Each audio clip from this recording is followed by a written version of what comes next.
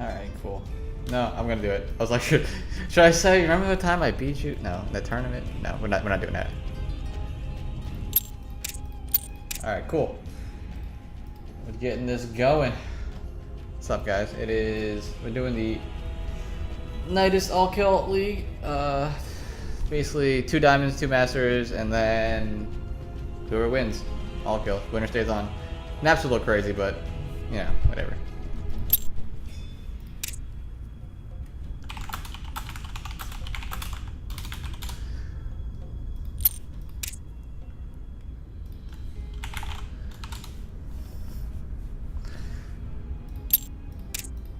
Alright, so first map is going to be a ZVZ.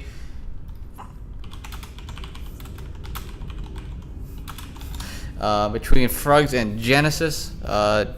Both really strong players. I actually played Genesis last CTL season. Dude was a freaking monster.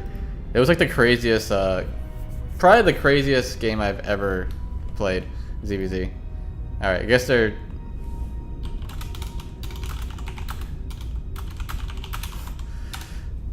This is what happens when I say not pink versus purple. And then they stick with pink versus purple because they hate me. I don't know. So blame them for all of this. It's not my fault.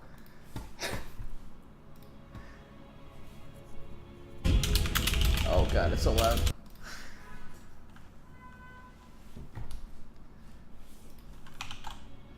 I wish I had other people that handle like the Twitter and stuff, so I could fucking do this on my own and not have to do like 8,000 things.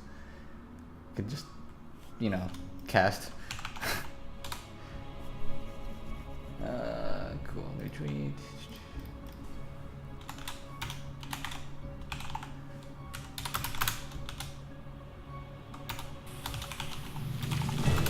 All right, cool. Let's get into this. Oops. All right, so in the bottom left-hand corner of KTV Mujo Gardens, it is from Formless Bearsloths, Genesis. And in the top right-hand corner, from Team All Inspiration, it is Frugs. So ZVZ, kind of a crazy long map. Genesis going for that 13-12. Let's see how Frugs deals with this. I don't know. It seems like a pretty long rush distance. I think Frugs should get a pretty good read on this pretty early. I'm not sure which way the Lings go. I think they go over this hill first. So I think this overload should see it pretty early. I don't know how good Frugs' defense is. Actually, he's going pool first, so he should actually be in pretty good shape. He's not gonna go for that greedy hatch first that like usually just straight up dies to a lot of early pressures like 13-12. So I like this from Frugs. I think he's in a pretty good spot here. So he will have the drone advantage. Genesis will have the speed faster though. So as long as Frugs plays defensively here and gets his banelings out, he should be in decent shape. Why do I have no sound? Oops. It's okay, guys. You didn't need sound. It's fine. The first 6 Lings are out on the way for Genesis. This is going to be great. It's going to be a Ling Bane fight, and it's going to be pink versus purple. Because, you know what? I asked them in the lobby beforehand, can we not do pink versus purple? And they didn't change it at all. So, yeah, we're gonna fight this one out. My color intensity is on like 11 right now. So it's the best I could do.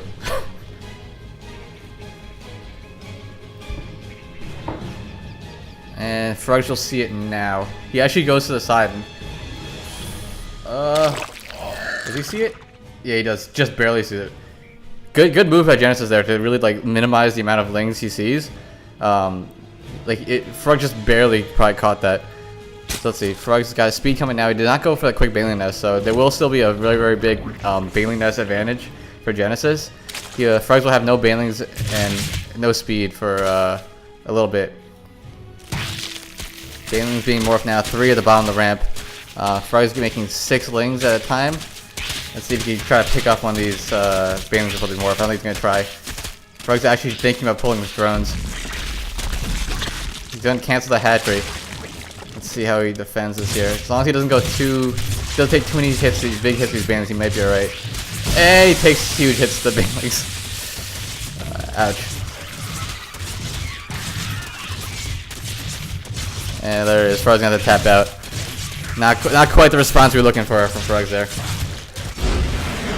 And there's Genesis gonna take a quick game number 1, easy peasy. All right, so let's so FXB takes a quick game 1. Let's see where we go to next. Oops, I keep hitting the wrong hotkey. I know that I should just get rid of that hotkey, honestly. Let's see. Let's see if we can figure out what next map is.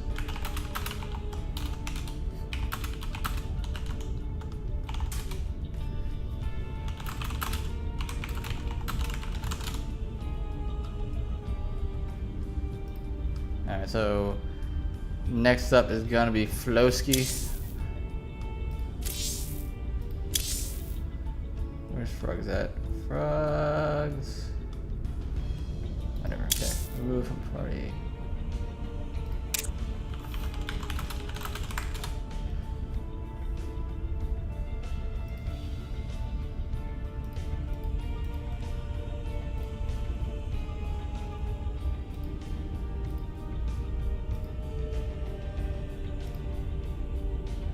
Where are you?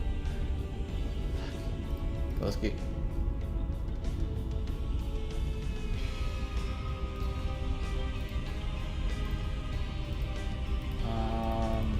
Alright, give me a second here, guys.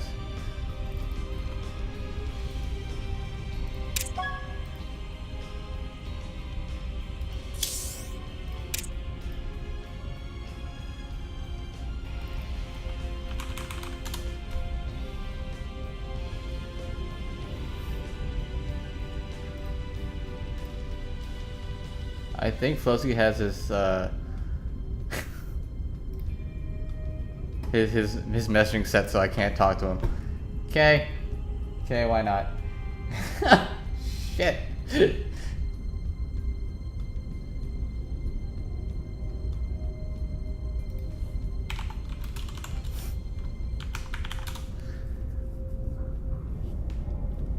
What are the maps here? I didn't even look at them. Yeah. Info, website, schedule. Oh, there's the maps, but I don't actually see them.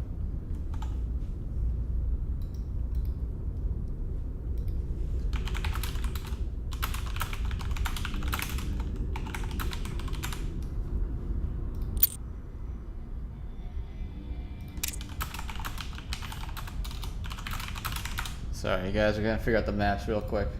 I'm trying to like captain this fucking thing and also stream it at the same time. It's a challenge. And I can't actually find the maps.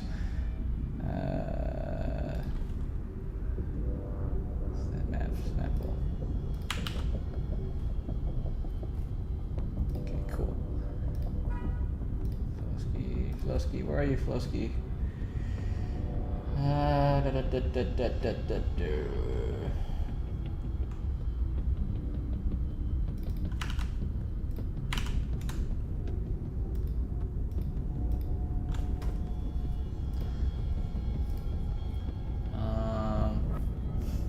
trying to figure out a good map for a TVZ here. They're actually all pretty good maps. I don't know if you've watched last week or not, but the maps are pretty interesting from what I've seen. The only one that's kind of weird is Dead Man's Bridge. It's kind of like this weird 4-player map, but besides that.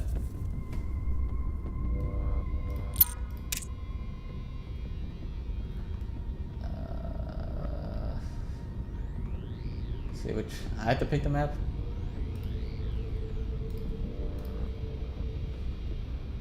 Gonna use? Yeah, Flosky wants me to pick a map. What map's good for Terran out of these? I'm looking at them, I don't know. I don't remember them, and I closed the tab. I'll fill them up real quick. Where is it? On the ThyNydus. Not the one with 2 entrances to the natural. That pool. Interlope looks alright. I don't know. Yeah, Interloper would be okay. Booma's good. Alright, let's go Interloper. Unless someone else wants Interloper's it. probably the best. Alright, we'll go Interloper. There's a lot of siege locations. Does he still play Mac? Oh, you say he doesn't play Mac? Why does he still play Mac? Maybe he does, maybe he doesn't. Stream's still on. Who the fuck knows? Okay. Alright, I'm gonna Mac out.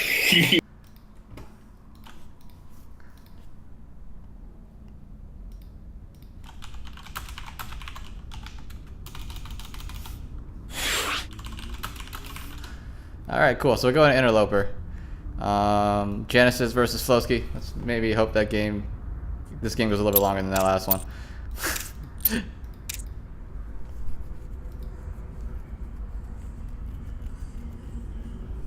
Alright, Flowski's ready. Genesis is ready. Let's get on it. Let's get to it, boys. Quick 0-1. See if All-In can bring it back. Dante, I probably won't play because I am shit tier masters right now. So, like, literal garbage tier masters. So, we have much better masters to play than me. If I was Diamond, I would definitely play, but I'm not.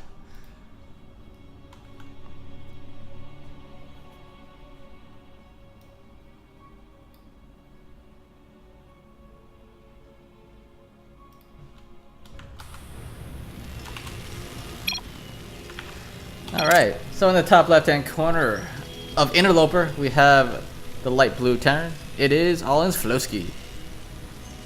And in the bottom right-hand corner, playing as the pink Zerg from Formless Bearsloths, it is Genesis.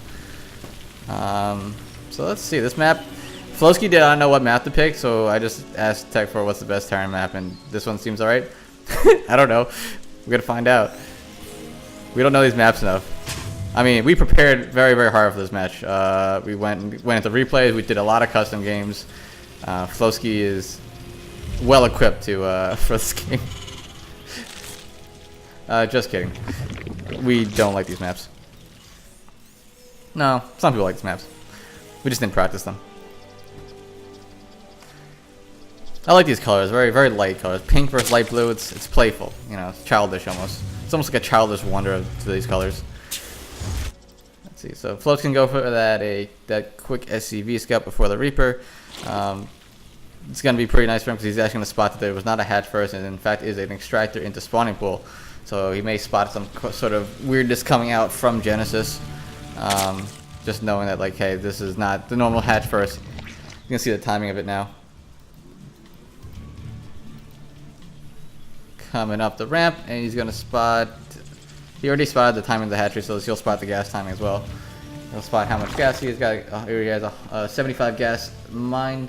Sees the hatchery finish. He's gonna see the probably quick-ish zergling speed. I would like to see Flowski stay here to try to spot a roach warren, but it looks like Flowski's gonna leave. He doesn't care. It's like whatever. I know you got early spawning pool, but it doesn't matter. I'm actually curious what Genesis wants to do here because he actually, yep, there I was gonna say he's going for the roaches. He went for that early spawning pool or early gas into early spawning pool, but didn't get speed. Flowski wasn't actually around to spot it. It would have been nice if he brought his SCV over to spot the gas and spot the spawning pool, not research anything. He didn't stay long enough to spot this roach warren, unfortunately. Flowski still thinks it's gonna be a third base play. He's gonna come over here and try to spot it, but unfortunately there is nothing. Hopefully this Reaper will go in and spot it, or at least spot the first couple roaches coming out. Alright, so he's going to come see this Ling. And sees basically nothing. So far, at least. The little building on the right side of your big building's done. And guess what? An add-on finished, guys. On the other side, Matt Flowski is going to go for a 2-on-1 here, so this may be a little bit scary, right? Because just pure Marines against roaches may not do too hot. He's got 3 roaches on the map now, making a couple more. Oh, 5 roaches on the map now. 2 Ravagers being made. Flowski does spot it now, so he should be starting that preparation right now. This is gonna be quite the push with 2 Ravagers and a bunch of roaches. He's gonna definitely need to make some units and be able to defend this.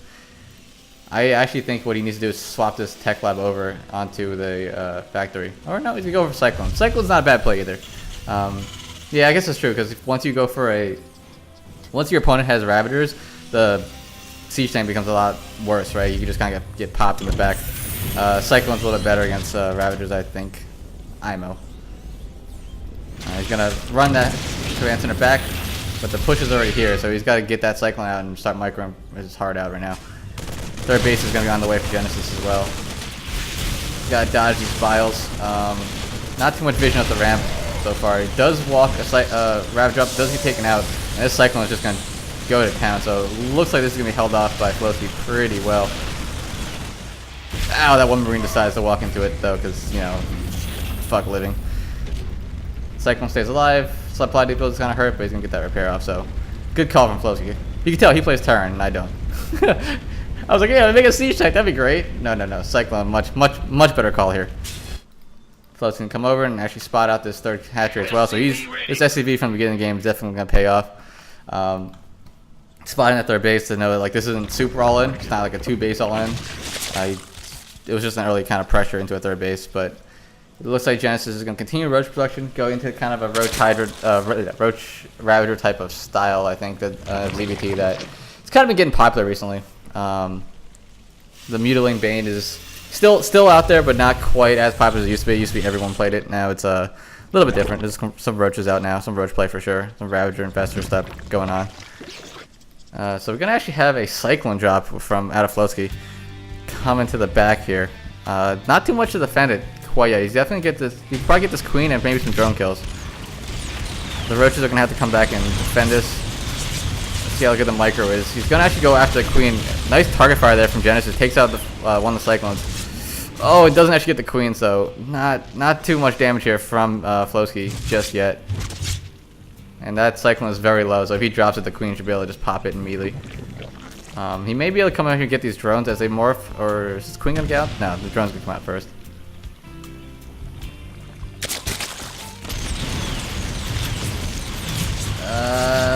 Flosky is gonna lose the Cyclone, and I think he only got one drone there. Is it? Yeah, I only got one drone.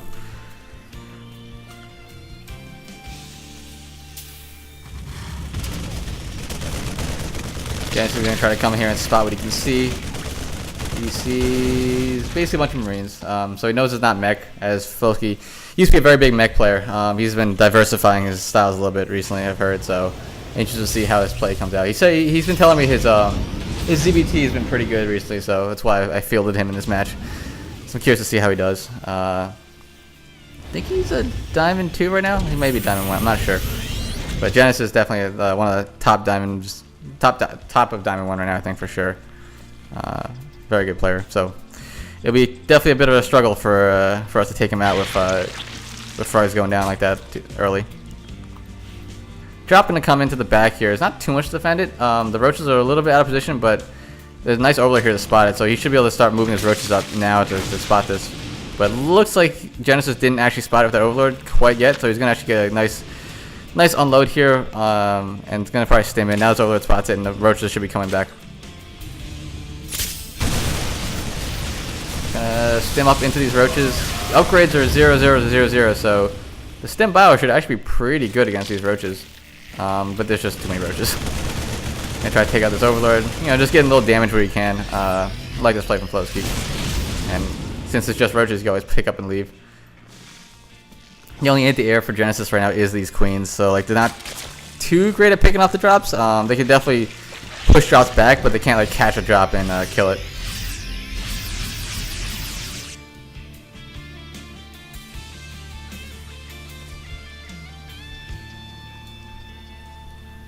Third base coming down for Flosky. See if he makes that. He did not morph into an orbital command before floating over, so I'm curious to see if he's actually going to go for a planetary on that side. It is a little exposed, so I wouldn't be too against that. But he does see this Roach Hydra and he's going to have to back off. +1/+1 is done for Genesis. The +1/+1 of Flosky is about to complete now. So that upgrade advantage isn't going to be doing too much for him just yet, but Flosky's got to be very careful. Hydras do kill medevacs very, very quickly. I think with the amount of siege tanks Flosky has, he should be okay as long as he doesn't get caught unsieged. I would like to see a couple more Marauders into this mix, but the siege tank should be pretty good for this.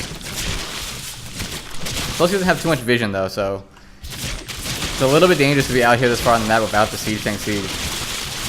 Roach Hydra is going to push through these rocks. It's not just one rock, it's two rocks. Okay. Oh, he might get caught out here. He's going to see the roaches. Now, Flosky's got to siege up. He's going to stem into this. Siege tanks don't get sieged too quickly. Two of them do go down really, really fast, so... but he's going to fight outside of the range of the siege tanks. And I don't know if this is a great call for Flosky, but he does look like he's cleared up a lot of the roach numbers. There's only Hydras left over, and Hydras are not very tanky. And this Stim Bio with the medevac support should do pretty well against this army.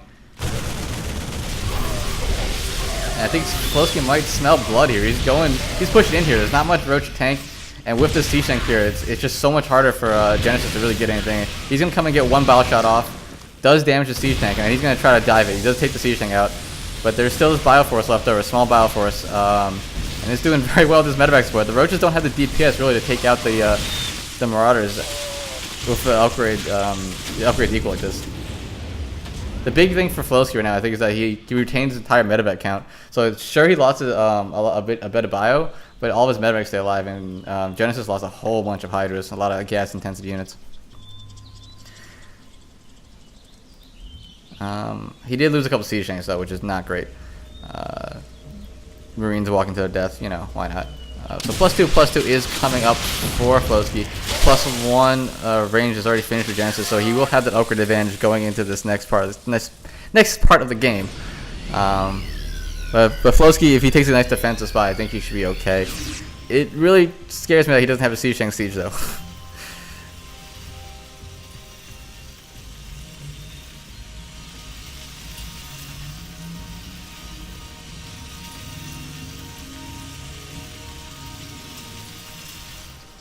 This is a kind of a scary army outside the base, and again, the siege tanks aren't sieged. Flosky's gonna have to siege now, but there's not too much bio here, and the Roach Hydra's gonna get right on top of everything and just go right through. Yeah, what's up?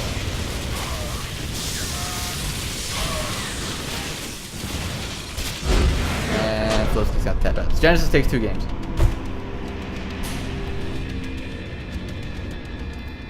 That brings FXB up 2-0. Not looking good for all in here.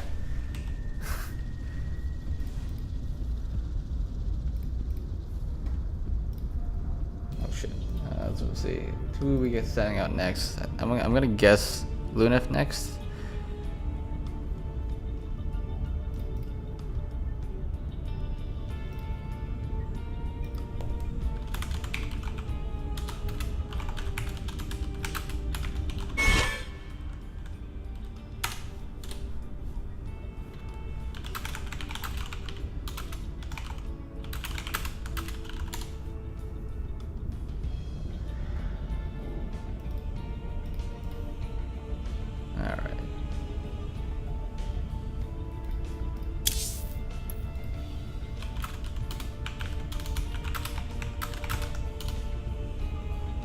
Give us a second, guys. Gotta look for our next player.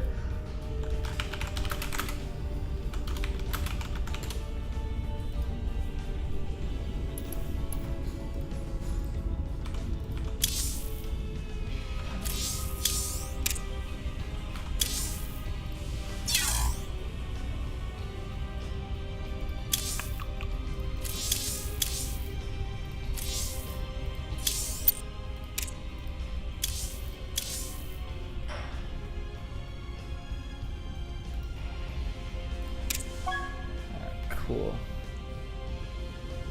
Where the fuck are all these people?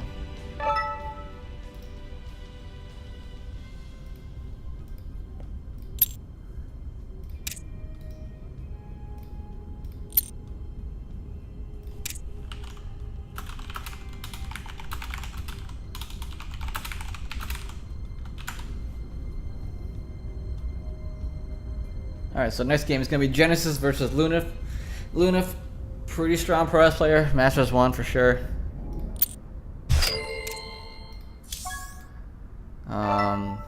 His EVP is terrifying. I have not even come close to beating him. So, we'll see how it goes.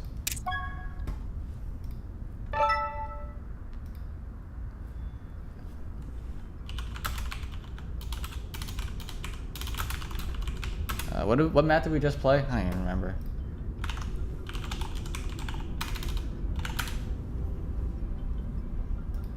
So we gotta figure out what the next map is here. How you guys doing? Yes, Nano, you are in fact a mod. But Lunif isn't for some reason. I don't know why Nano's a mod. Why not? Lunaf is Nano's a mod now. Oh, you were Dante. If you came to all in, you wouldn't be a mod. Just kidding. I mean.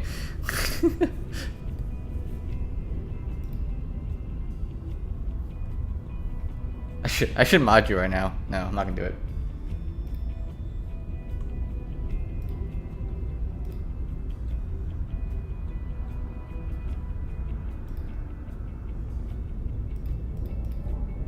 Alright, so Luna's just trying to check the map pool right now, so we'll see what happens. Nano, if you abuse your power, I will take it away, because I can do that stuff.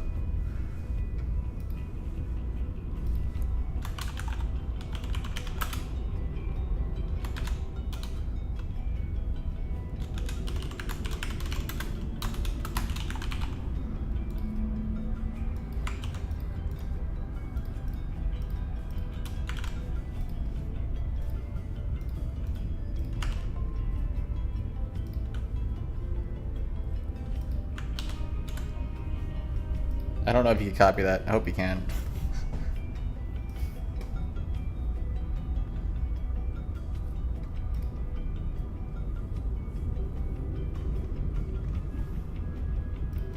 I feel like if I PM Lunaf on Discord, it's just gonna like break. Cause I think Lunaf's computer is so shitty that like he can't run Discord and StarCraft at the same time, right?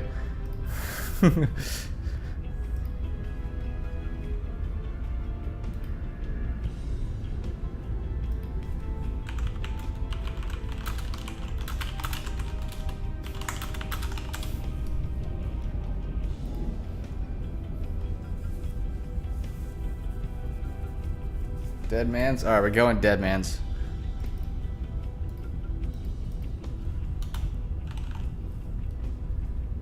Dead Man's Bridge.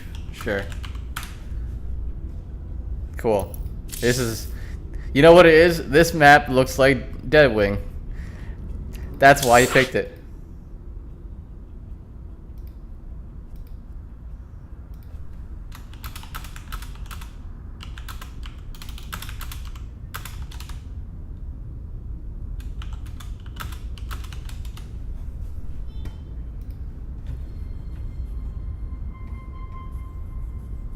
We're going Dead Man's Wing. That's what we're going with. That's the meme. I don't know. It actually kind of is like Deadwing in the 4-player map that's really big in macro.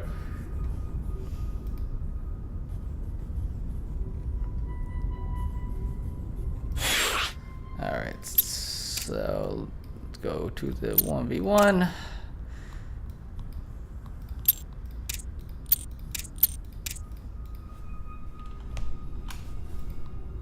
Alright, looks like players are ready. Let's get into it.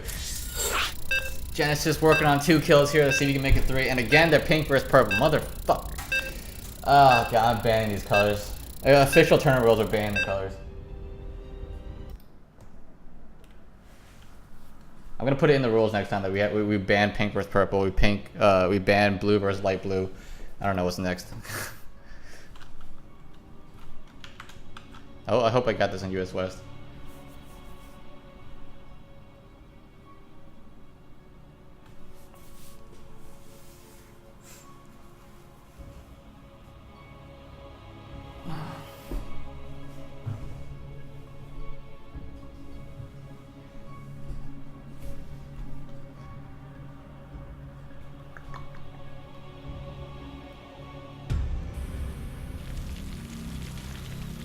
Alright, we're on US West. Cool. We did it, guys. We did it. Oh, what did I just click on? Oh, boy. Alright. Alright, so in the top right-hand corner of Dead Man's Bridge. On 2 kills now, working on 3. It is the pink Zerg, Genesis. And in the bottom left-hand corner, playing for all inspiration, the purple Protoss. Trying to bring this series back. It is Lunaf. Lunaf was saying before that he didn't want to play this map, but it's the only macro map, so he wants to play it. So it is a pretty huge map, and I think he's a big fan of playing these massive maps because he gets to his huge army that he wants. He can do a lot of harassment with kind of like War Prism stuff. I don't know if he's going to do the same thing, how much his PVZ has evolved, but I know it used to be a lot of Archon type stuff and DT shenaniganry, a lot of heavy harassment that just puts the Zerg in such a like back foot going into the mid to late game, and just kind of steamrolling with Archons and Immortals and stuff like that. So let's see what he does here. He is gonna scout up north pretty quickly and then go over to the right hand side. Not gonna be able to block this hatchery as this map is huge, but I guess that's one of the trade-offs for picking the big map, right? I think he's gonna be very happy with the map being cross positions. He wanted the macro style, right? He wanted that the macro map, so he's got it. He got the most macro of macro. He got the big map cross position. He come in and spot that it was a gas pool hatch opener from Genesis, so no hatch first. Let's see what Genesis goes into. I have not seen his ZEP recently, so I don't know quite what he does in this matchup, but I have seen a lot of his ZVZ.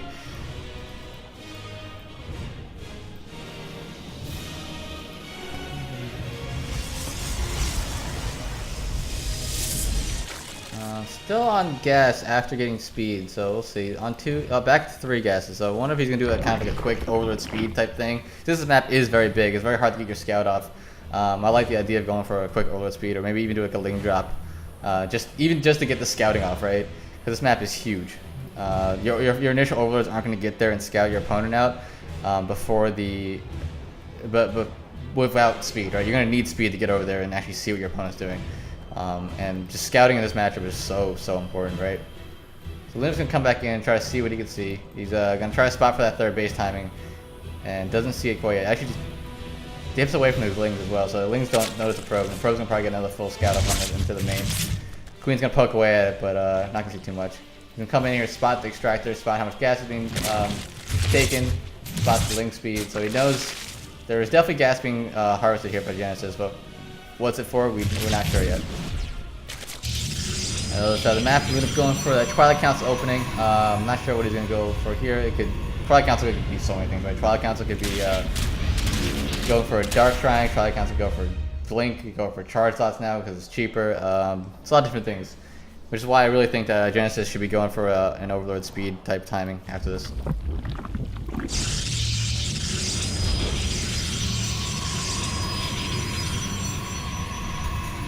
Wait, Alt F makes it red with blue? I'm hitting Alt F. Alt Control G. I got nothing.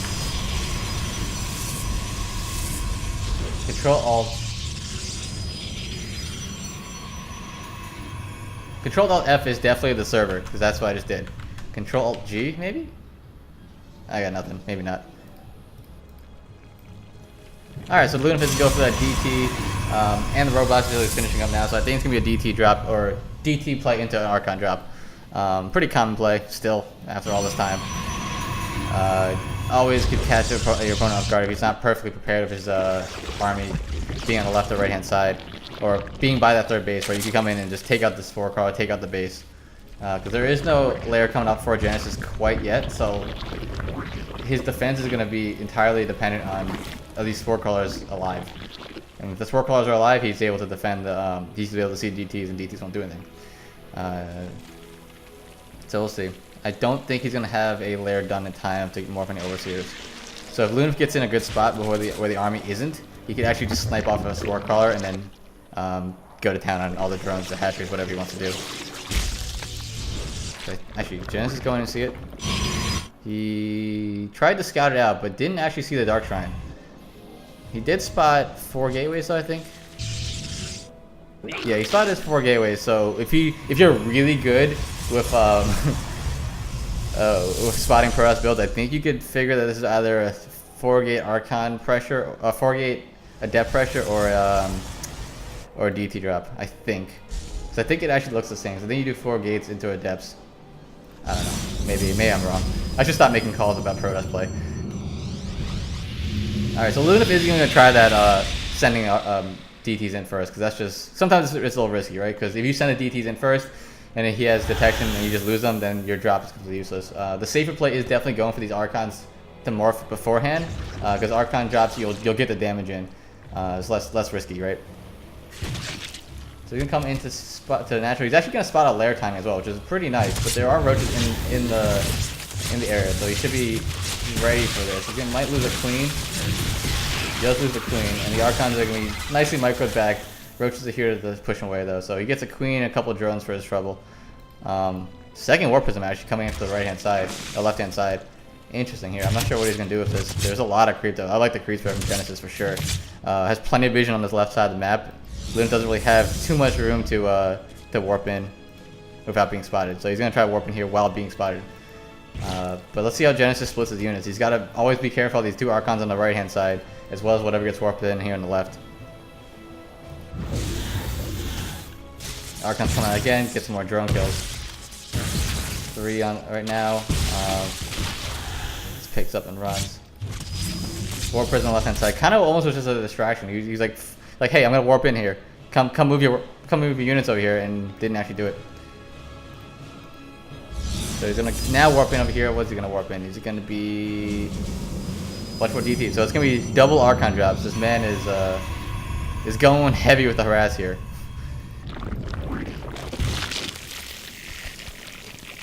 Alt F4 gets rid of all colors. Yes, it becomes black. It gets rid of the units as well.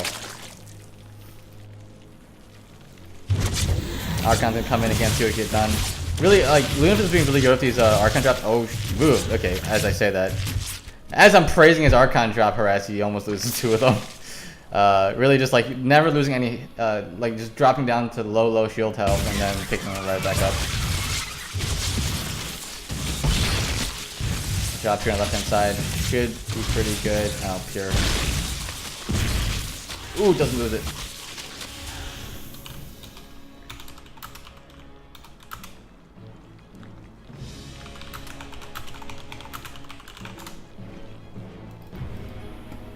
So it looks like Lunaf actually did lose one of the Archons on the right-hand side. I did not spot it because Pure is attracting me. But Genesis is going to try to take his 4th base now. He's definitely on the back foot, right? Because at this point, Zerg wants to be on 4 bases. Protoss is already on their 3 saturated bases as well. Lunaf actually is already at 70 workers, so like he's definitely feeling pretty good. I think these Zealots already have charge, so it's going to be charge slot Immortal. So that's going to be pretty damn good against these this Roach Hydra composition that Genesis is going for. Again, these Archons are just so annoying. Like, I think the units lost tab, yeah, 6 worker killed, 19 units killed, and I think it was 1 drone and 1 Archon has died so far for Lunaf. So really nice play here from Lunaf with the harassment. But this is a terrifying army, and I don't think Genesis knows about it yet. I don't think he knows the composition is this many Archons, right? Because, I mean, this many Zealots. When you see this many Zealots, you need Banelings or something, because you can't just go pure Roaches, because the Immortals will come in the back and just shred you, right? Because 4 or 5 Immortals do pretty well. But he's going to spot all these gateways, so with those gateways morphing in, Genesis should know, okay, there is a big attack on the way now. I gotta get ready for this. But his army is ill-equipped, to say the least, to deal with that many charge lots, that many Immortals. He's going to spot the 4th base being made, so that's at least something. But this army moving across the map is terrifying. There is 7 Archons, a whole bunch of charge lots, and on the other side of the map there's only 3 Banelings and a bunch of Hydras. Hydras do not do too good against charge lots. They're pretty good against Archons though. You micro them back into a nice concave. But this army is terrifying. Let's see how Lunaf decides to engage this, because this is. Genesis is setting up a pretty good surround here, but he's gonna try to fight here. Nice concave from Genesis, but the Archons are gonna stay on the right-hand side here and just push through this side, just brute force the right side of the flank. Left side does fall, and he actually loses the Warp Prism, which is not nothing. But he's gonna wrap around the side here and just completely surround this army. He did take out, I think, all the charge zealots, which was really nice. But this army is just gonna be too much, I think. Units wise, 5 Roaches are left, and that's too many Archons. Just absolutely too many Archons.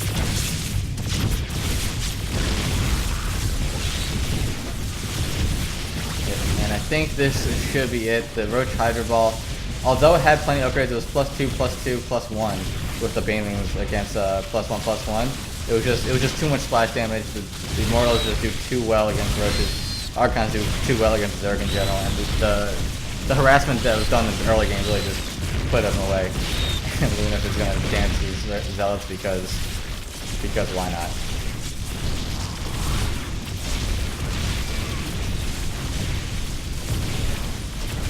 Hive has completed, but nothing's coming out for Genesis besides 10 roaches.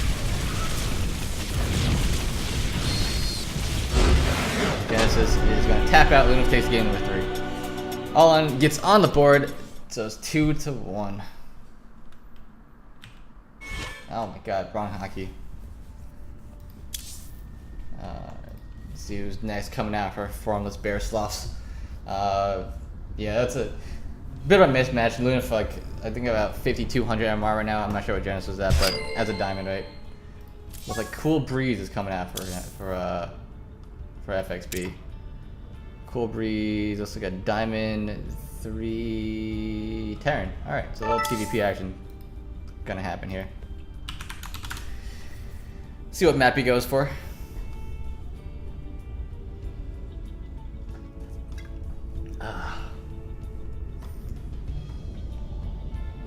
Control Shift C hides the team tags. Gotta keep the team tags, man. Where's your sense of, I don't know, pride for your team?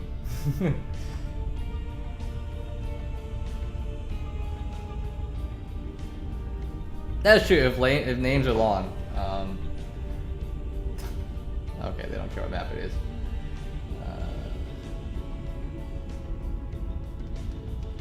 What's left in here?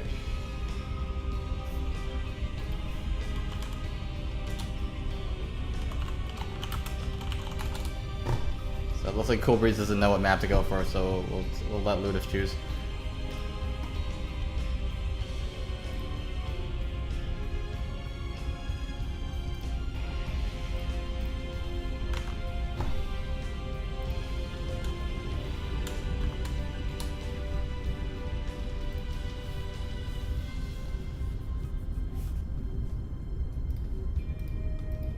I choose the which one's the shiny map?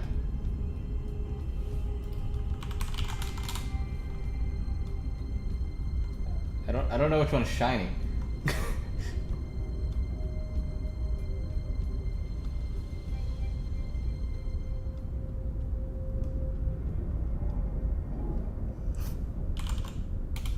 Alright, so let's say we go into Booma. I like the name of the map. That's a good choice. That's what we should do. We should choose names, choose maps just by the name of them. Don't look at the maps at all. Just like, that's a cool looking name map. A cool named map.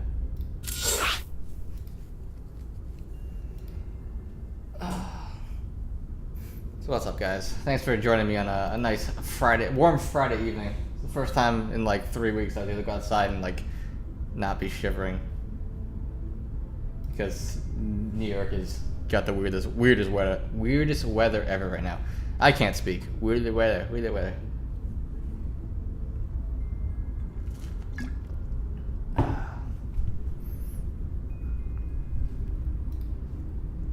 Hyde. Mr. Hyde is not ready. Okay, he's not even playing, right?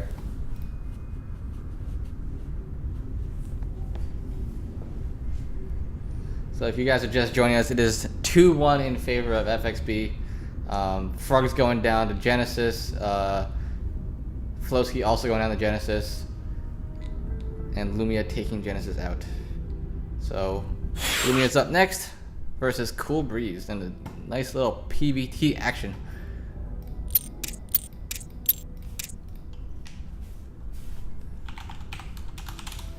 So this map is Booma. I have not seen this map yet. We'll see what happens.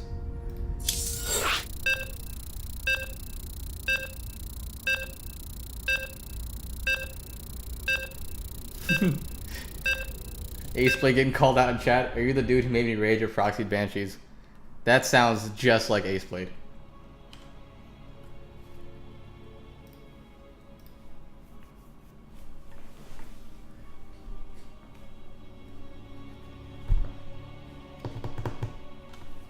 Luna with the potato computer taking 8 days to load.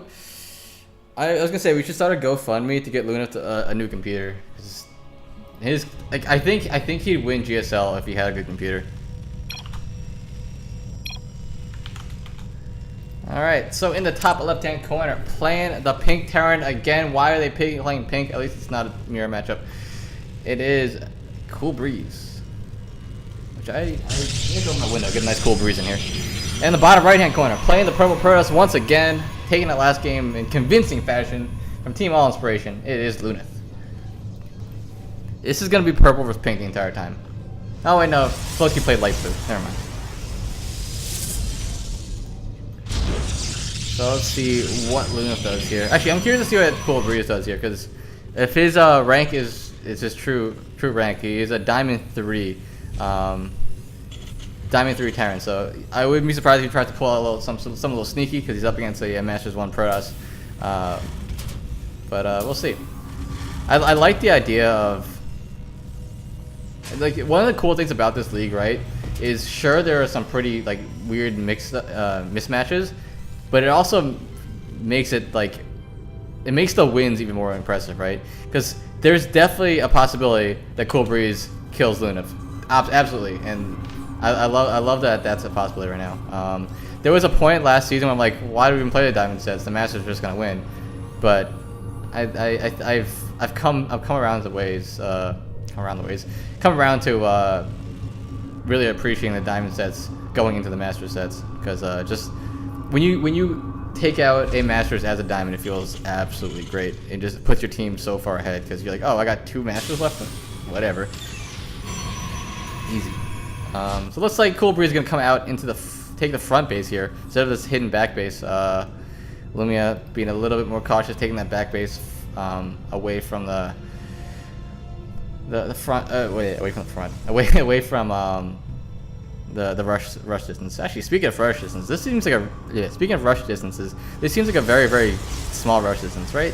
Like, it's just here, and you're just straight shot, and your other players like natural. It almost seems like a lopsided defender's landing, right? So I'm curious to see if the enemy's players decide to utilize that. Although I don't think either of these players know what these maps at all, because both of them didn't care what map to play. So the Reaper from Cool Breeze is gonna come in and see what he can see. Not spotting too much now. Not even giving a shot. Just gonna keep keep hitting. Just gonna keep running around. Baits out the photon arrow charge and doesn't die. I like it. So he may actually get a probe here. Nice move there from Cool Breeze. Lunith is going to attack his own Nexus because it did something wrong. I'm not really sure what, but baiting out that that photon overcharge in the main Nexus and then running down to natural. Not a bad play. Not a bad play. So, I mean, in this matchup, right, the Reaper really isn't supposed to get any damage. You're supposed to come in or scout out and then run, because as soon as you get hit by 2 photon overcharges, you kind of die. So getting that one drone is something. It's definitely something. So the Reaper actually didn't spot too much. So right after the Reaper left, we're gonna put down these extra Twilight Council and Robo Facility. So looks like it could be. I don't know what the build is. I don't know this matchup. I'm not gonna say anything. But Dark Shrine is on the way. I wonder if Lunith is going to bring back his favorite build from last season. Going to do that Blink DT build, which did very well against many really good Terrans last season.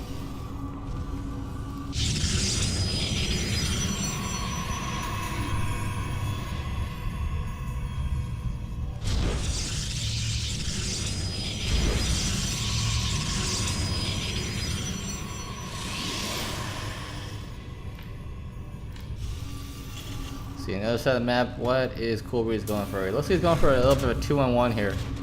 But Reactor onto the factory. I'm not sure. I guess it's 2-on-1 with Little Mines. That makes sense.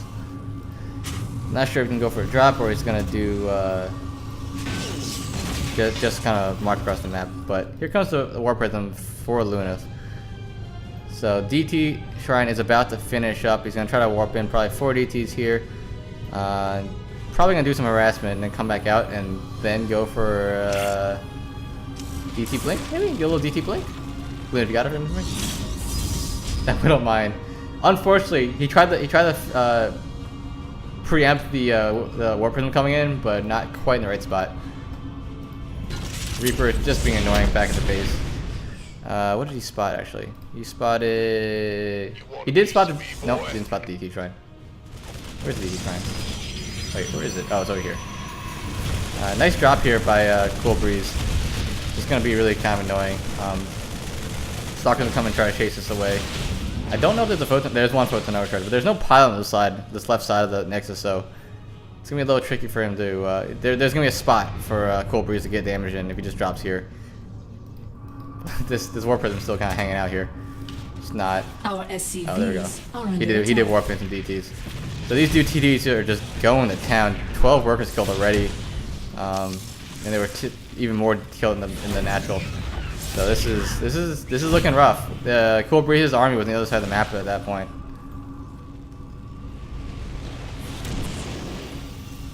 And these DTs are still here. One DT is gonna get taken out, I think, with the scan. No, he runs away. These two DTs in the main are just going to town. The DT in the natural escaped the scan and is killing more. He's up at 30 workers killed now, and I think this could just be it. The economy is completely gutted, and Cool Breeze is gonna have to tap out. That's a GG. And then it takes game number 2, ties up the series 2-2.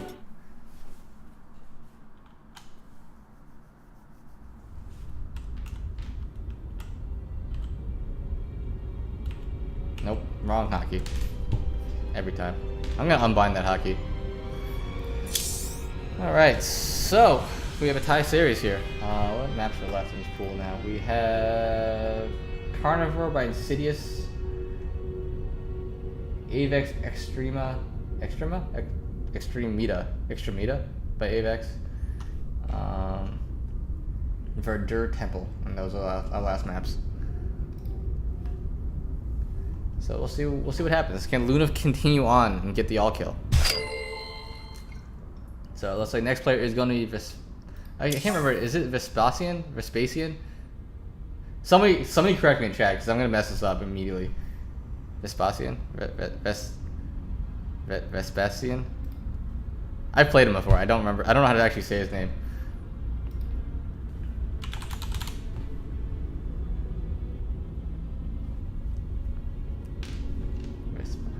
I'm gonna keep saying it in my head until it sounds right.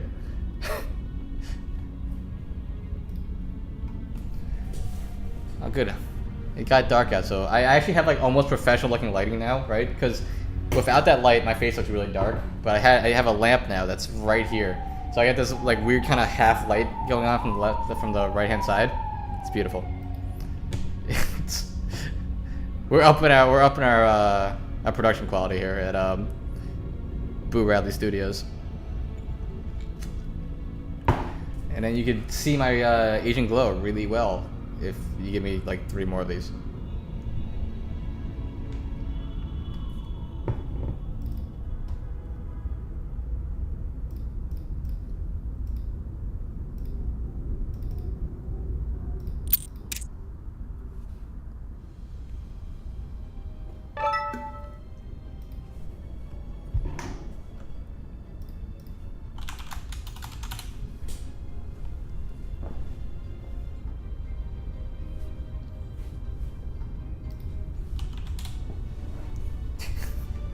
Ace played saying that he was tilted watching that and he was rooting for Luna. I kind of agree.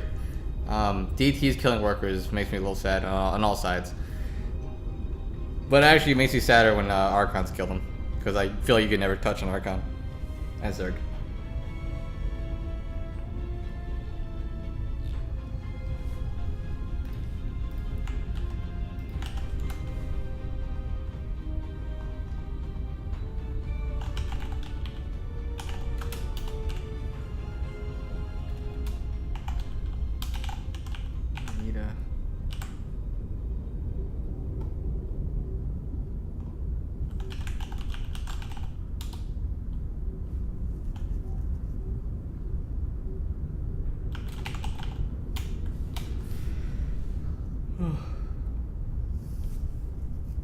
Yeah, nobody knows what the maps are yet, so that's why the in between games is a little bit long. Kind of expected, right? It's only the second week of the season, so like people haven't seen enough games on these maps, right? So it's kind of gotta feel it out a little bit. which is why we're taking a little bit of time in between games. But you know, it'll be worth it. And I think if we get some nice games on any of these maps, it'll all be worth it.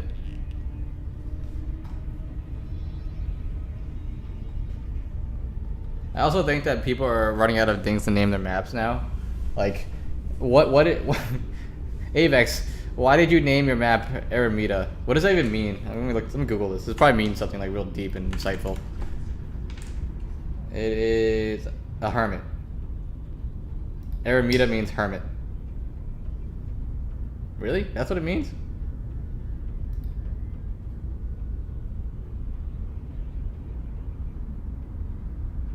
I guess. Is it like?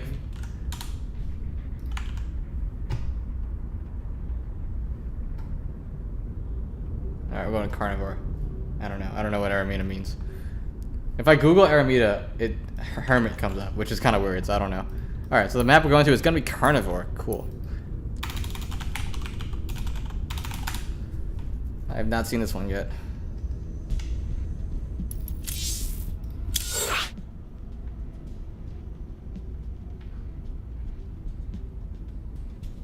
Oh, is it Latin for?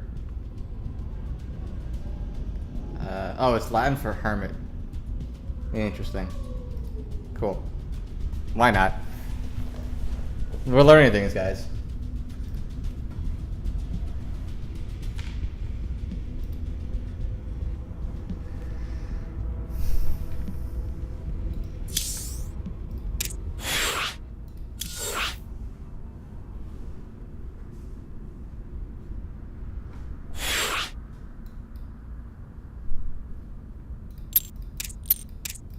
Cool. Let's start getting into it.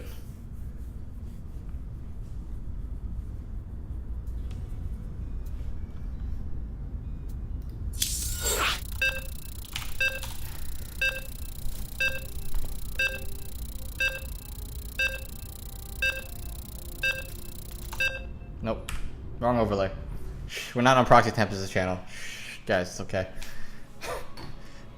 I really gotta learn my hockey. I need like a post-it note on my computer of all my hockeys. Cause I have all, like, it's on my numpad. I have all 9 of them as a different hockey. And I never remember them.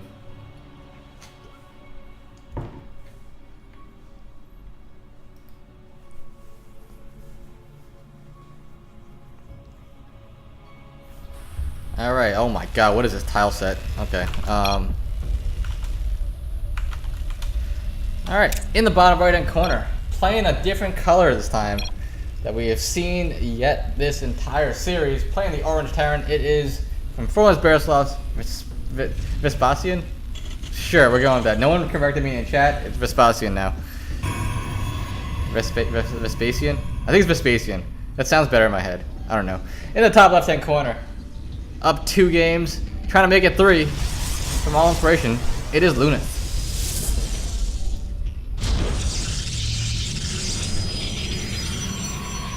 So let's see what happens. We're now into the Masters vs Masters set now. So let's see. Vespasian, I didn't check what he actually is at now. I think he's probably Masters 3. So I remember playing him when he was in Diamond. Unless he got really, really good, which is definitely possible. But we'll see. Workers are gonna meet in the middle, tap each other, go on their merry way. What is going on outside my apartment? So this map, again, these maps seem like they all have really, really short rush distances. I didn't go into them and actually look at them yet. I just kind of looked at them from the pictures, and I'm just realizing now. I think these all feel pretty short-ish. Actually, you know, maybe not. They're probably about the same rush distance as like Odyssey or something like that. Yeah, probably like an Odyssey length. So it looks like Vespasian's gonna go for a little proxy factory action. I'm curious to see what he's gonna do here. I think it's probably gonna be proxy Widow Mines if I had to take a random guess. Let's see how Lunith deals with this. He has lost the cheese in the past. He's gonna see the double refinery and no factory going up yet, right? So this should set off some alarm bells in his head that, okay, what are you doing with all this gas? I don't see any buildings in your base. Let me go find out where the hell this thing is. So I think he should be okay if that's the thought process that's going through his head right now. I don't know if it is. Let's see what he decides to do. He's making a robo right now. That's a pretty good call. If he thinks it's a proxy Widow Mine, he can get the observer out really quickly. Let's see what he makes first out of this robo facility. If he chronos out a observer, he should be in pretty good shape. And even a starport to follow this up. So he may be going for drops here. I don't think he's gonna walk this Widow Mine in. He's gonna actually lift it in to the main base possibly. Stalker is coming out now. Let's see, and it's gonna be an observer. No, an immortal first actually. Interesting.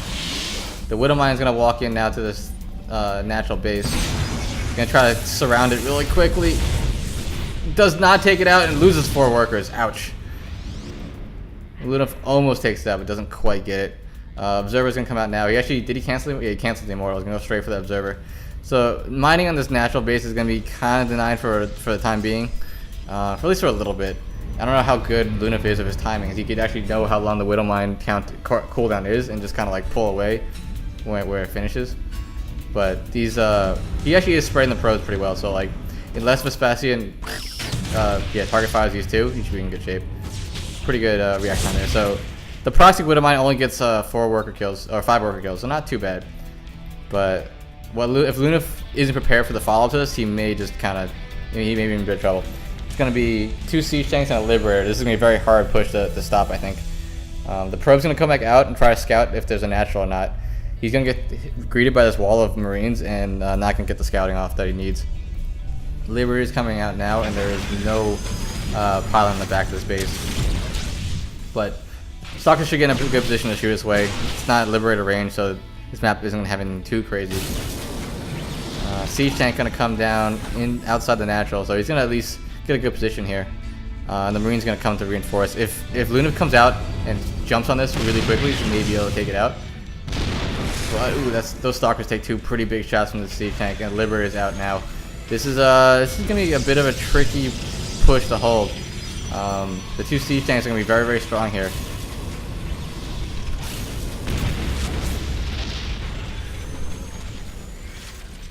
Lunaf is going to try to push out with all of his probes here, but he's just going to get absolutely decimated by these Marines. And I think that may have been too much damage. Even warping in siege tank range, 2 Stalkers just immediately get cancelled. This is looking a little rough. The siege tank jumping is going to be very, very good for Vespasian.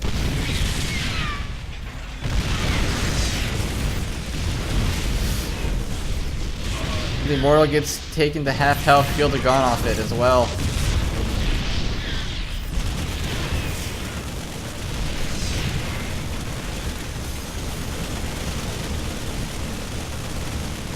Yeah, this is looking rough. Lunaf is definitely going to lose this natural base here.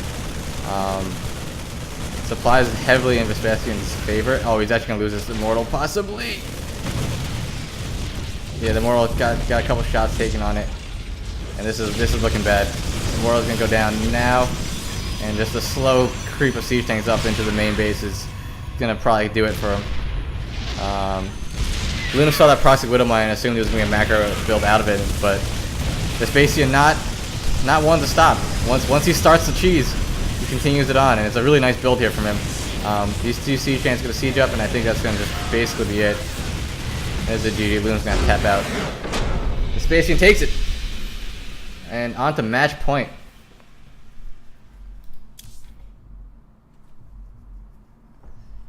So 3-2 in favor of Formless Bearsloths.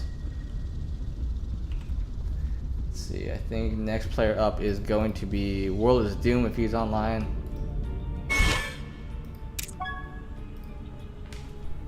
We're gonna play US West because why not?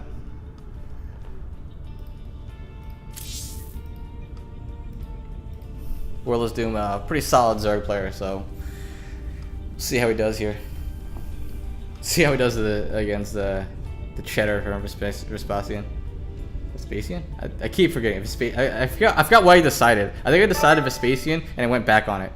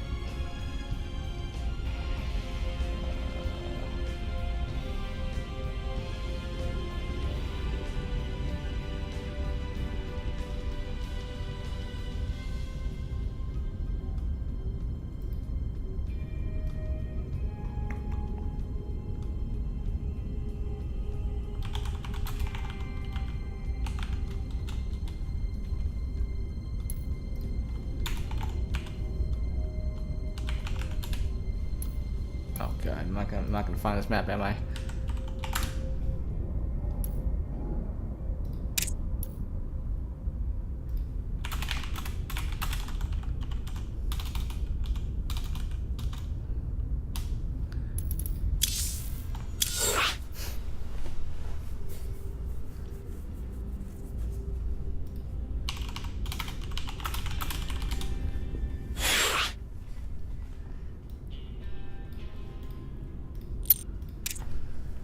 All right, let's get into it. All inspiration. We're down to our last player here. It's gonna be World is Doom, Masters 1 Zerg player. Pretty solid. Oh, he has ice cream.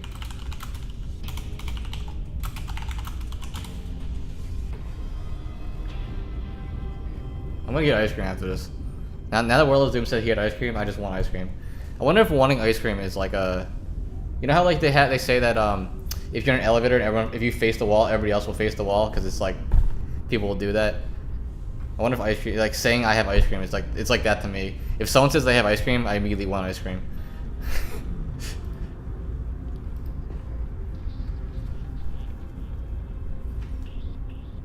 Honestly, it's with all food. All junk food is like that for me. I got wings. I want wings now. I got french fries. I want french fries now. Actually, I have some... You know what's great? I have peanut butter Captain Crunch in my cupboard that I bought yesterday. I'm not eating yet. It's good stuff. It's like my favorite cereal by far. It's awful. Cereal is now just like candy for breakfast. No Raisin Bran. We don't have that shit anymore. Cheerios, you know.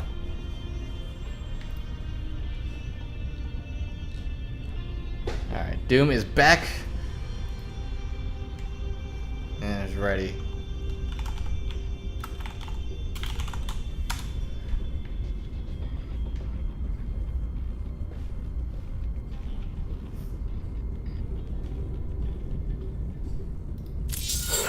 Alright, let's let him get into it. Can World is Doom bring it back? Can someone please tell me it's Vespasian or Vespasian? Or like something else I'm not saying. Like pay, right? Vespasian? Alright, I'm gonna try to remember that then. I'm gonna try to remember that.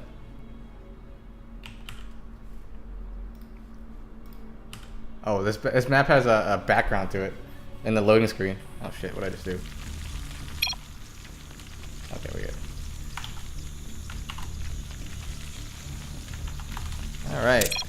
In the top left-hand corner, playing for Team All Inspiration. Their last hope. It is the Orange Zerg, World is Doom.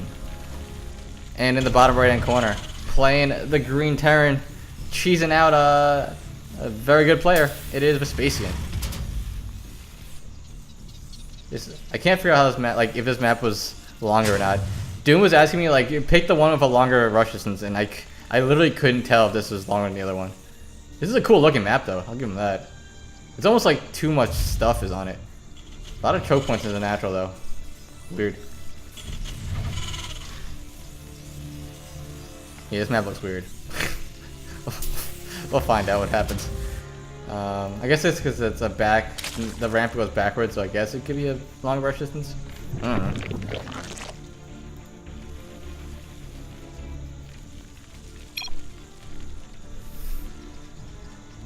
No, nobody has seen the maps yet. It's okay.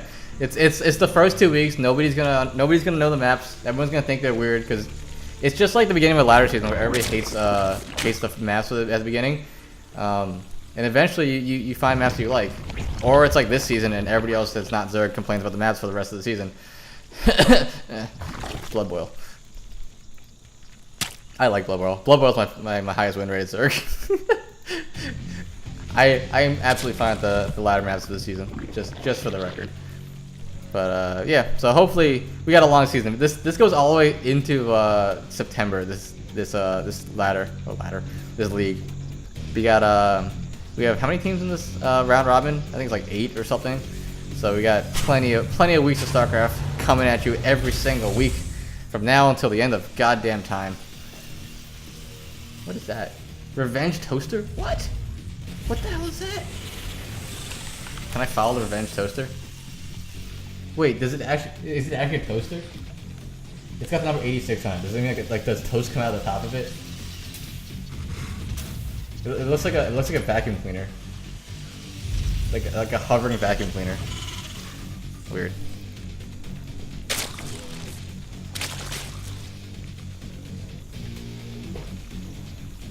Yo, don't hate on peanut butter crunch. Oh, the thing is, you don't eat it in the morning. It's a snack food. It's like a dessert food. You cannot eat that in the morning. I don't eat cereal in the morning. Cereal is like my go-to drunk food. If I come back from like drinking, I'll come to my computer, grab a box of cereal, and just sit there and eat. It's actually gross. So it looks like a lot of Marines coming out. Double reactor on these barracks, plus a siege tank. So it looks like it's gonna be a one-base siege tank push, possibly. Let's see if World of Doom is able to just sniff this one out. I think he's gonna be able to come in here and spot that there's no natural though. He's gonna try to save this overload for sure. Speed should be finishing up. Yeah, and he's even gonna get this quick overload speed, which I think he was watching the last game, right? So he's got the feeling that okay, Vespasian's a little bit cheesier. I better get overload speed just to be safe, to spot to get scouting on everything. Sees the no natural for sure. I don't know if he saw the siege tank or not, but he should be seeing it now. Overload speed is finished, so I wonder if his overload's gonna come out. He's actually gonna take a third base, which is a little bit risky, I think. But we'll see if he can hold this. The overlord is gonna spot the army moving out now. The siege tank and a couple Marines with some SCVs on repair coming. So World's Doom's gotta be making a ton of units right now, just a ton of units. The issue I think is gonna come is this this freaking bush here is gonna be very, very hard for World's Doom to engage on. The medevac actually is gonna come up and yeah, he's gonna have to wait till the army goes through this this bush. Oh, this is very, very tough. Yeah. So, like, he can't really engage on this because he has no vision on the other side. I think in the future, if you play this map, you gotta put like an overload over here to spot it. Gets me Queen Bane Ling against this pretty strong Marine siege tank push. He's got to get the Lings on top of the siege tank, but you see, like, Queen's gonna try to take out the medevac really quick, which might happen. He's gonna take the medevac out, so there's no more healing for his Marines. The Bane's gonna come in and get a nice hit. Yeah, good hit onto the Marines, and I think he should be able to clean this up. The Lings are on top of the siege tank, and the Bane's gonna come in and clean up the rest. Having like 7 Queens definitely helps when you're trying to deal with a one-base push, for sure.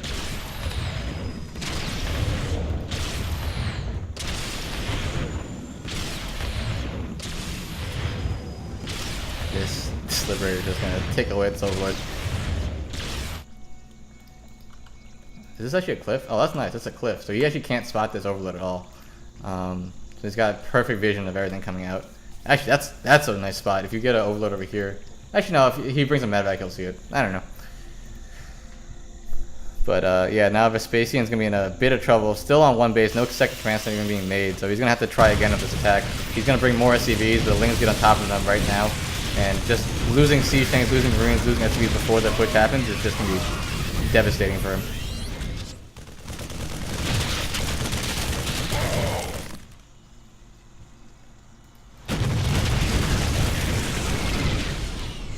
Yep. And I think as of right now, Vespasian down to 14 SCVs. Main mineral patches are sort of starting to mine out. The big, like, the major chunk of this army is pretty much cleaned up. It's just a couple siege tanks, a couple Marines, and I think World is Doom has more than enough to defend this now. And he even has creep. Like, no, well, he has creep across his eye. He still has no vision though, which is really annoying. This bush is annoying. Queen's gonna come over here and spot this Liberator and take this out from the high ground. Nice move there. Vespasian not really finding the best spot for this Liberator to be sieged up in.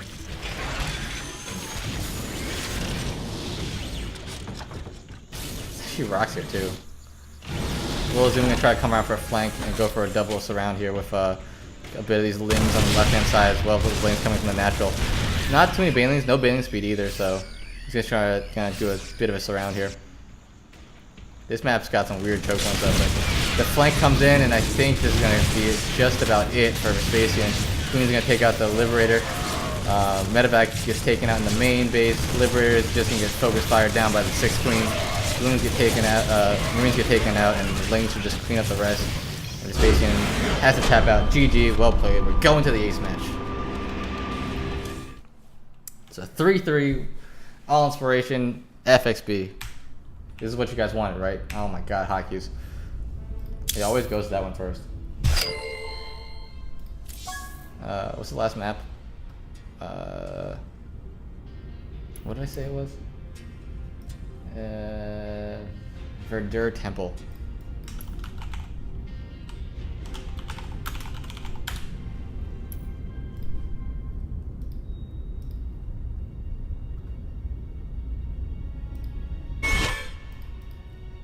Is someone still in the game? Oh, Eat My Diction.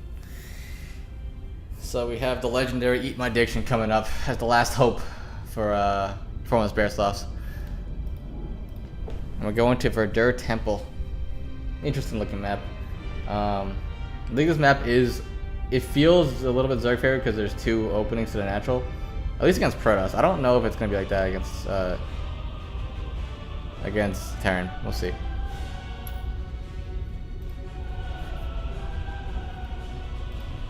Guys, thanks for coming by, stopping by. I haven't been streaming on this channel for a long time because I just wasn't, for some reason. I was trying to promote my own stuff. You know, why not use my own channel? Who cares about the All Inspiration channel? But now that I'm like, you know, I should be a good team player and put some get some views on the All Inspiration channel. We got more followers on this one, so it might as well, right?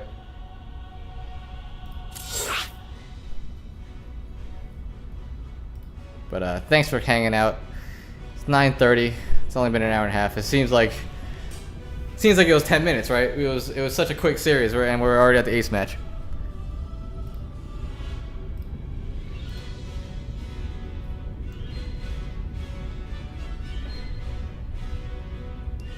I was 13 teams league? Oh, Jesus.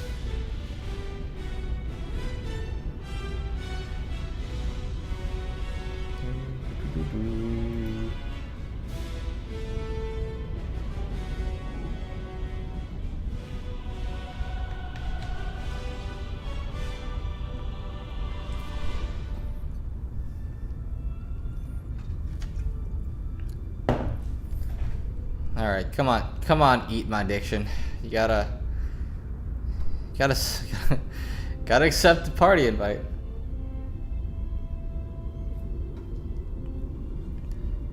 I don't know if this is gonna be a telling of the next series or next map, but Eat My Diction has his broadcast message set as TVZ is so dumb. So who knows what that means? He may not enjoy this matchup right now.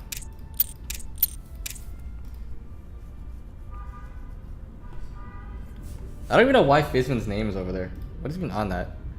Whatever, I'll check it later. Also, why is this window capture wrong?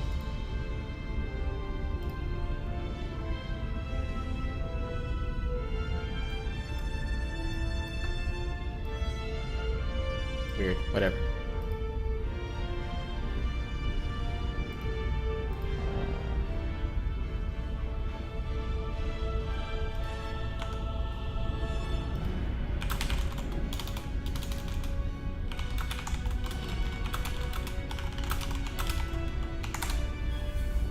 I think this map is only top right, bottom left, right? I think it looks like it. It looks right.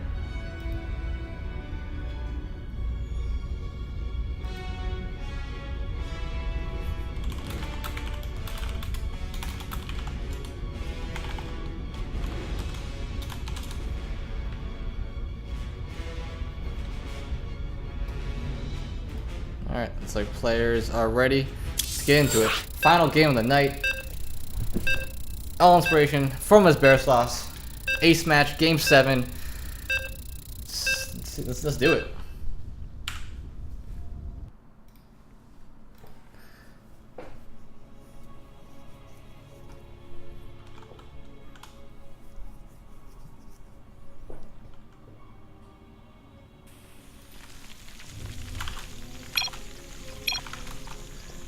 Alright, in the bottom left-hand corner, playing for Team All Inspiration, it is the Orange Zerg. It is World of Doom. And in the top right-hand corner, playing for Team Formless Bearsloths, the legend himself is Eat My Diction. Why doesn't he change his name back to what it's supposed to be? Whatever. Basically, CTL's Wonder Child, right? Is that who he is? Is that the right way to call it? So nothing too crazy is gonna happen here, I think. The only thing that's interesting about this map, I think, is it has 2 entrances to the natural, which I guess against Protoss it would definitely matter because I don't know how you can wall this off against Protoss. It's like, what do you even do? Because you would have, as a Protoss, you have to like wall to your natural or wall up here and then wall off like a pylon here. I don't know how big that wall off is. Drone's gonna come in here and get the first nibbles out on this SCV. Actually, delays the barracks for like a couple seconds. Huge moves, huge moves. Game ending, honestly. Time to tap out. My Diction's gonna go take his SCV, move across the map, try to spot what he could spot. Second SCV is just gonna keep chasing this drone, because why not? So I think this is probably gonna be a Reaper expand. Pretty standard stuff, I believe, out of Eat My Diction. World is Doom on the other side is going for a standard hatch gas pool, so it looks like we're going to just go to a nice macro game. What we see in so many of our ZVTs nowadays. I think really the changes that come are much later in the game.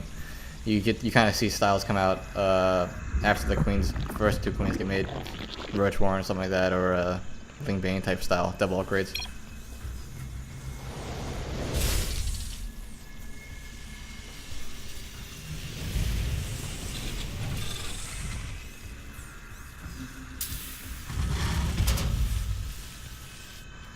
So Reaper's gonna come down to the right-hand side. Let's see what he could get done here. Let's see what he sees, actually. SCV ready. Gonna spot the natural, see if he can get a drone kill here. He's gonna just poke away at that hatchery for now. Gonna see if he can get an SCV. Bomb doesn't really get anything yet. Things are on the way out. Will's Doom does save that drone, so not bad. Add-on complete. It's always annoying when you don't have your the couple seconds when you only have non-speed lings and no queen out and the Reapers there just poking away your drones. It's annoying couple seconds. Doom again going with this pretty quick overlord speed, which I really like that. It's just so hard to scout players nowadays. So getting the overlord speed just gives you that second level of confidence that, okay, I know what he's doing. I'm not gonna get caught off guard by anything too crazy.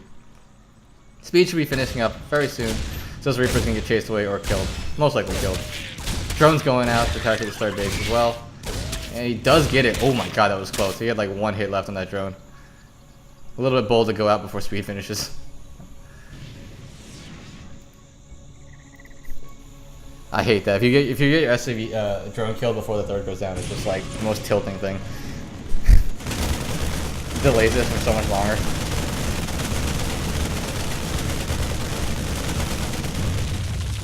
But looks like Doom's gonna come out and spot everything he needs to see. He's gonna see the 2-on-1 going down for Eat My Diction. And the 2-on-1's a build that's very good, but it's just so many Zergs have just figured it out nowadays, right?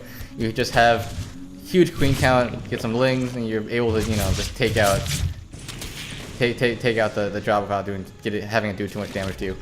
It's like if you don't know how to deal with 2-on-1 now, it's just too bad. You should know how to deal with 2-on-1 by now as a Zerg player. Let's see. So the medvac's coming out. Doom's just gonna keep droning up. Third base is about to finish. How many queens has he got now? He's got 5 queens already. Lair starting. Bathing Nest on the way as well.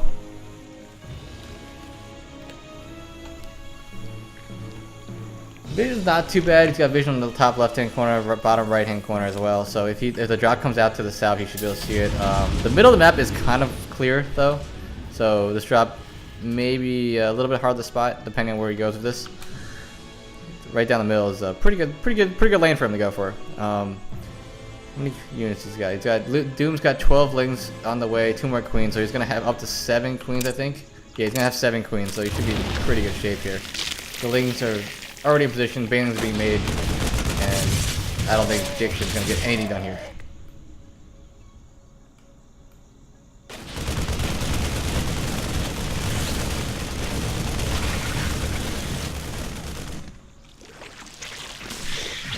Creep spread just coming out here for Willow's Doom.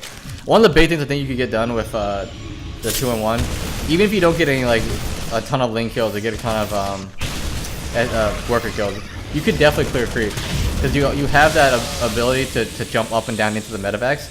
So if you could just like go to the edge of creep, right, scan, take out a creep tumor, run away. Just killing off the active creep tumors from Zerg is just so annoying. You have to waste more queen energy and keep moving forward. But actually, World of Doom has got 7 queens, so I don't think he's too worried about his queen energy. As 5 tumors going down the right hand side. Nice move here. He actually takes out 5. As I say, he takes out 5 building creep tumors. That's a lot of energy. That's 125 queen energy he just took out. Let's see, Spire on the way for Doom. +1/+1 on the way as well. +1/+1 is also on the way for Dante. Double Widow Mines. Or double Widowmine production as well as the Marines. So it's just gonna be a Widowmine Marine type of composition on the way for Dante. Lingbane Muta for World of Doom. Drone count pretty heavily in Doom's favor. Army's not so big, but I think once he needs to start making an army, he's gonna be with his economy the way it is now, it should just explode and just a ton of economy, a ton of army units. Sorry, my brain farted. But actually, his army is a decent amount out of position here. This double drop in the main could definitely get some damage done. But he was dealing with a little bit of ling run by in the main. So unfortunate. Dante could have definitely got some damage done with these 2 drops. The double medevacs went to the main and kind of sat there, and the entire army is over by the 4th base rather than the main. The small 2-in-1 drop is still moving on over here on the right hand side. Medevac does get immediately focus fired down by the queen, so pretty nice move there by World of Doom. That's what I say, you gotta clear some creep. There's no way you can win this game without clearing creep towards the 4th base. If you just let the Zerg continually move out, it's just gonna be a nightmare for you. Now the Muta's out, these drops are probably gonna be much less effective. The Muta's gonna come over and take out both of these drops. Baneling does not get detonated on the Widow Mine. Focus fires down the Widow Mine very nicely. There's so many times where you try to take out an army and just like the Widow Mine takes out your entire everything. Pretty sizable army coming across the middle of the map here from Dante. So World Doom's definitely gonna need to make some banelings over here. Nice scan there from Dante though. Spots all of banelings more, so he should be able to take most of these out. Paused. Oh boy. Pause from World of Doom.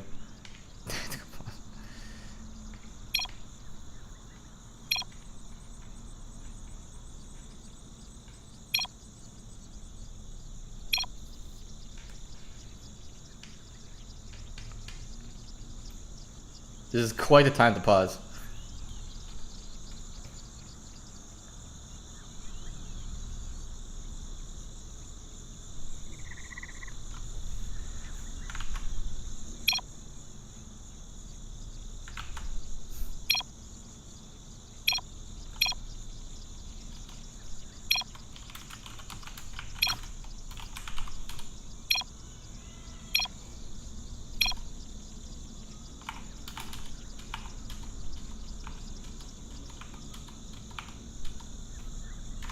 Game resumed. Alright, this is gonna be a rough spot here. Doom's got a lot of mutas, but he did get a lot of his bandages taken out up at the front here. A lot of terrain.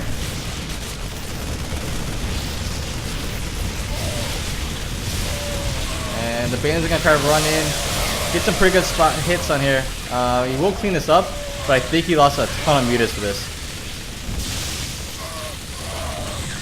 Yeah, World Zoom's got 1,600 minerals right now, so he's got to transform that into lings ASAP.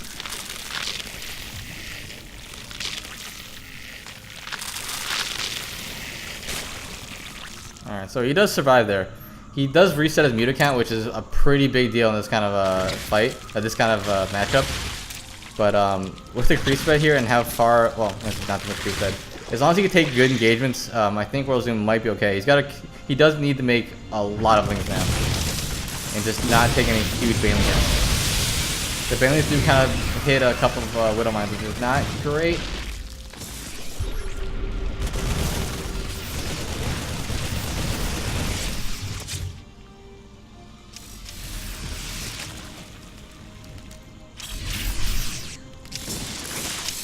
Push is a little bit scary. The meters are kind of a little dangerous here. How many meters did he get back up to? He got up back to 3, so not too much. He's gonna run bandages in, on top of creep, so does get some decent hits. Kind of thinning out the army a little bit here from Addiction. Pretty good hits there, and all these Widow Mines have been detonated, so he should be able to clean this up. I like that every time Willow Zoom wins a fight, he does spread more creep again, which is huge because he definitely needs a creep spread. When you're playing this kind of Ling Bane Muta style, you need the creep spread for sure. Oh, where did that just go up? These fights are pretty scrappy though. Both sides are just barely winning fights that happen. There are actually no. Where's the overseers? Oh, there they are.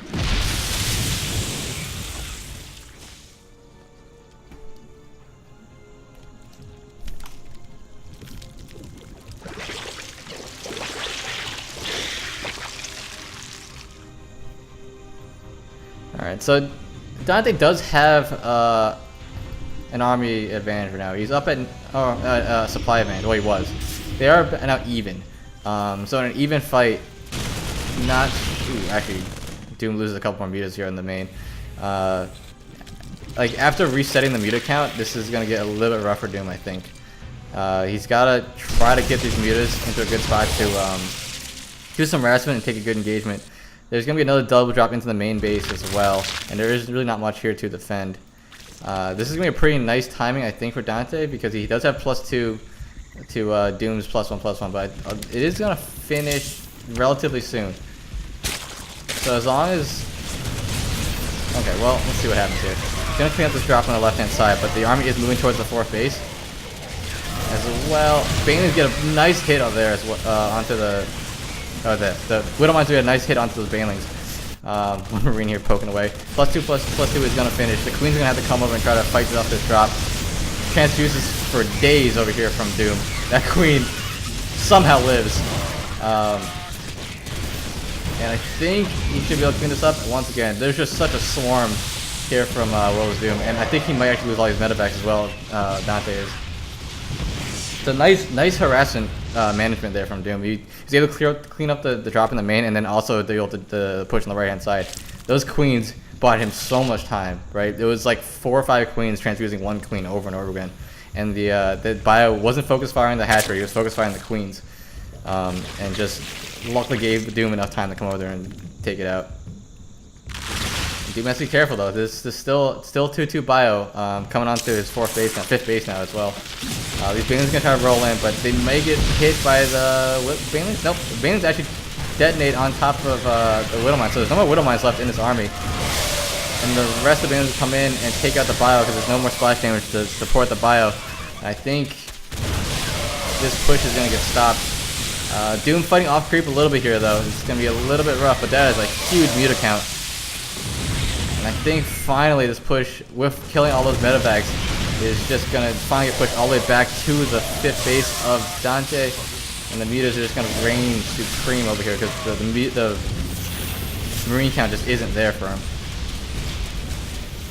Yeah, with this many mutas, you just can't. You can sit on top of the production, and you just won't be able to make enough units to deal with them. Planetary forces here on the 3rd base, or 4th base, I guess it's the 3rd base. But there's enough mutas here to take out the missile turret, and I think with this, World Zoom may have broken through. Still on that lair tag, not going to hide quite yet. I guess for now, just trying to make this giant Mutaflux as big as possible, right? There's only a little bit of mining left here for him, and as much of it as he can deny, Doom will go for. I think, okay, so Dante's going to try to re-establish his 4th base here. The Mutaflux is still massive, but the entire army is here to defend, so I think this could be a moment where Doom realizes, okay, so his entire army has to be wherever my mutas are. If my mutas aren't, if the army isn't where my mutas are, I could just get free harassment. So wherever my mutas are, if I don't see the army there, I could kill. If his entire army is there with my mutas, I could attack another base, my main army. My muta Ling Bane. Ling Bane, sorry. Yep. When you have 21 mutas with +1 flyers, they do pretty well against everything.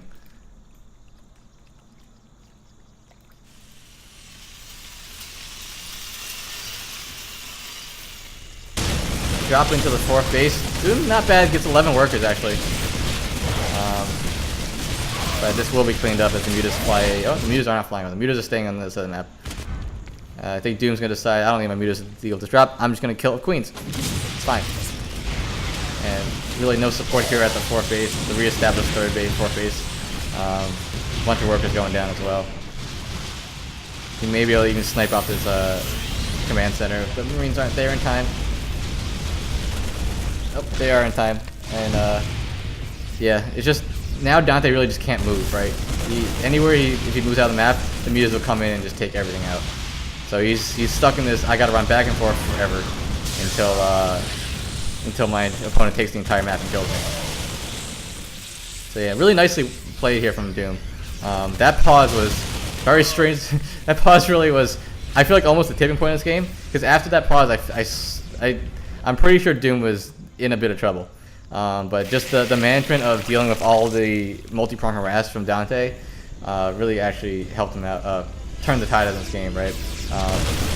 He lost all of his medevacs, and once you lose all your medevacs to Terran, the game gets much, much harder, as your bio just isn't, it doesn't have the staying power as it used to. So 184 to 116, it is quite the army difference now. Dude's gonna roll in here, take out that 4th base, run the Banelings in, get hit by every Widowmine shot, run the Banelings into the Marines, and there it is, GG. Dante's gonna tap out, and All Inspiration is gonna take it 4-3 in the ace match. World of Doom taking 2 kills and close it out. So there it is. All Inspiration takes it. That was quite the series. I'm not gonna lie, as someone who is on All Inspiration and captaining this, I did not expect it to go to 7 games. Yeah, so very well played from all of the players, really. Everyone at FXP really showed up, I think, today. Genesis taking out both our diamonds, like, easy peasy. Just sweeping the floor with them. Vespasian taking out Luna. Great build there. And that last game, I'm pretty sure Dante had World of Doom on the ropes. Like, it looked close at the end there. But yeah, GG's to everyone, guys. Thanks for hanging out. It's been fun. Depending on how I feel tonight, if I'm like really up for it, I may cast all of our CTL games from the last 2 weeks. I don't know. My throat's kind of hurting. We'll see. But yeah, thanks for watching, guys. I'll host someone. We got 20 viewers, might as well use them, right? Who's streaming now? Just take a quick look. Oh, I'm on the All Inspiration account, not mine. I'm like, there's no one streaming. What's going on?